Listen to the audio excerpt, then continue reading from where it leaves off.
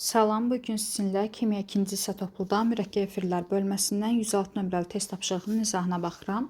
100 qram 30% sirkə turşusu məhlulu ilə 75 ml 50% propil spirti məhlulunun sıxlığı da verilib bizə 0,96 qram böl kub santimetr. Qarşılıqlı təsirindən 80% çıxımla neçə qram mürəkkəb efir alınır. Ümumiyyətlə, bu misal 4 mərhələdən ibarətdir. Mən birinci mərhələdən başlayıram. Birinci mərhələdə 100 qramın 30%-ni tapıram. 100-ün 30%-ni də tapanda eləyir 30 qram. Deməli, 30 qram 100 qram məhluldan 30 qramı CH3COH-dır. Yəni sirkə turşusudur. 30 qram sirkə turşusu götürülüb. İkinci mərhələdə 75 ml 50%-dir və burada R-nu verib. Yəni burada V-sidir 75 ml, bu da R-dur.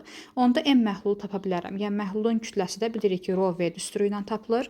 R-nun yerinə 0,96 qoyuram, V-ni də yerinə 75 qoyuram, tapıram ki, 72 qramdır.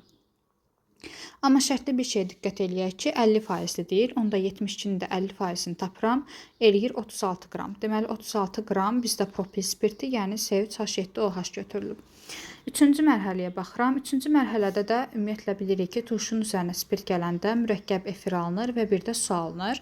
İndi gəlin bizə verilənləri yerinə qoyaq. Turşu olaraq bizə CH3COOH verilib.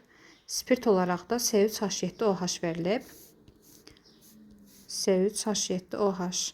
Bunun da üzərinə gələndə təbii ki 1 mol su çıxacaq və bir də CH3COO C3H7 çıxacaq.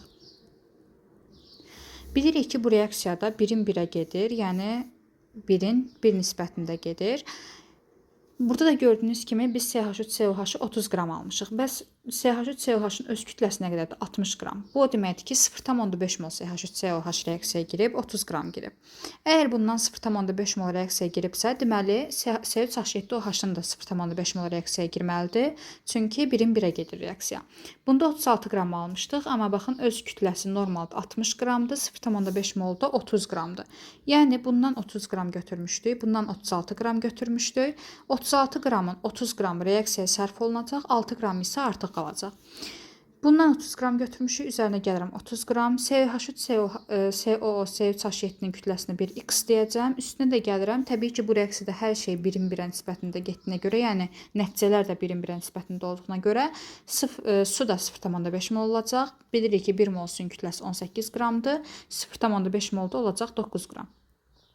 Buradan X-i tapacağım 51 qram. Deməli, mürəkkəb efirimin kütləsini tapdım 51 qram.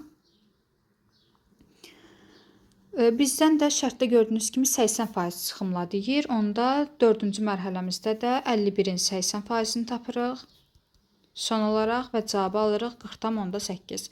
Bir dənə onu qeyd edeyim ki, burada 3-cü mərhələdə əgər istəsəz 30 qramın üzərinə 30 qram gəlib, yəni X plus 9 eləyib, X-i 51 tapa bilərsiniz və yaxud da sizə şərtdə baxın MR-in verib 102. Yəni burada əsas bilməli olduğunuz odur ki, bu reaksiyada hər şey 1-in 1-ə nisbətində reaksiyaya daxil olur və 1-in 1-ə nisbətində çıxır. Ona görə də əgər 0,5 mol CH3COH reaksiyaya daxil olubsa, əmələ gələn CH3CO C3H7 də 0,5 mol olacaq. Yəni 102-nin də 50%-ni tapıb oradan da 51 ala bilərdiniz. Doğru cavab olacaq.